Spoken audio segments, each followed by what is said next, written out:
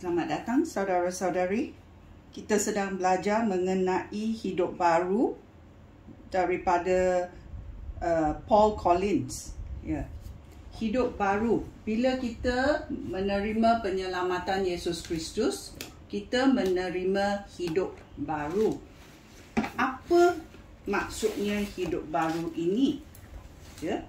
Mari kita mendengar dalam Yohanes bab 3.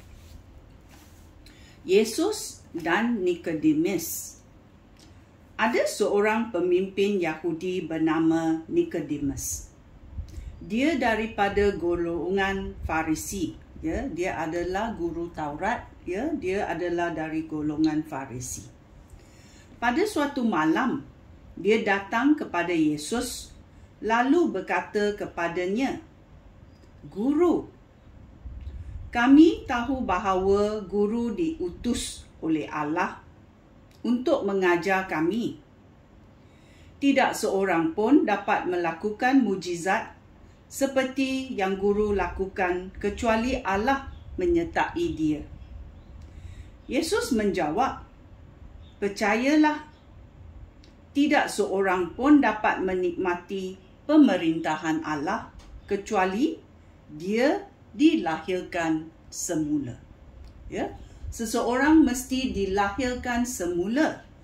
So Nikodemus bertanya kepada Yesus, bagaimanakah seorang dewasa dapat dilahirkan semula? Tidak mungkin dia masuk semula ke dalam rahim ibunya lalu dilahirkan untuk kali kedua. Yesus menjawab, "Apa yang aku katakan ini benar. Tidak mungkin seorang pun menikmati pemerintahan Allah kecuali dia dilahirkan daripada air dan daripada Roh Allah." Secara jasmani, manusia dilahirkan oleh manusia. Tetapi secara rohani, manusia dilahirkan oleh Roh Allah. Ya. Oleh itu kita mesti tahu, jangan hairan kerana aku berkata kepada kamu, kamu semua mesti dilahirkan semula. Ya. Bila kita dilahirkan semula, dia bermaksud roh kita. Roh kita yang sudah dipisahkan kerana dosa kami, sekarang ditebus oleh Yesus Kristus dan kita bersekutu semula dengan Tuhan Allah kita. Oleh itu, roh kita dihidupkan semula. Oleh itu, kita boleh menjadi orang baru kerana roh kita sudah hidup. Ya. Sebelum kita percaya, roh kita tidak hidup. Ya. Dia seperti mati.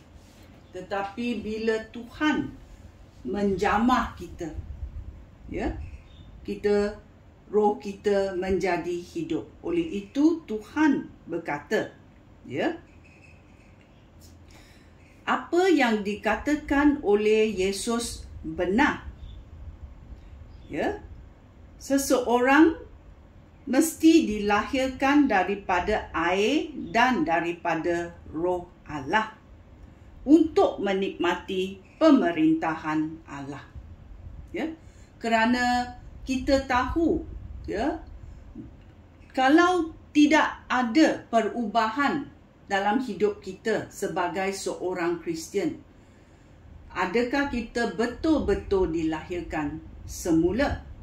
Ya, adakah roh kita masih tidur atau masih mati? Kalau roh kita tidak diperbarui, macam mana kita boleh hidup di dunia ini dan di dunia dalam pemerintahan Allah? Ya. So Yesus berkata, ya, kita mesti dilahirkan daripada air dan daripada Roh Allah. Secara jasmani, manusia dilahirkan oleh manusia. Tetapi secara rohani, manusia dilahirkan oleh roh Allah. Kalau kita dicipta oleh Allah, Allah yang menghembus rohnya di dalam kita, roh itu adalah secara rohani. Ya, kita tidak boleh lihat. Pernafasan pun kita tidak boleh lihat, tetapi kita boleh bernafas. Ya. Oleh kita tahu, ya, sebagai contoh seorang bayi, kalau di dalam kandungan ibunya, ya, dia adalah hidup, tetapi dia tidak boleh menggunakan apa-apa pun kalau dia di dalam kongkongan ibunya. Selepas 9 bulan dia dilahirkan, dia boleh menggunakan apa yang dikurniakan oleh Allah. Ya. Oleh itu kita mesti tahu maksud, ya, dilahirkan semula. Ya. Faham? Sekian. Terima kasih. Shalom.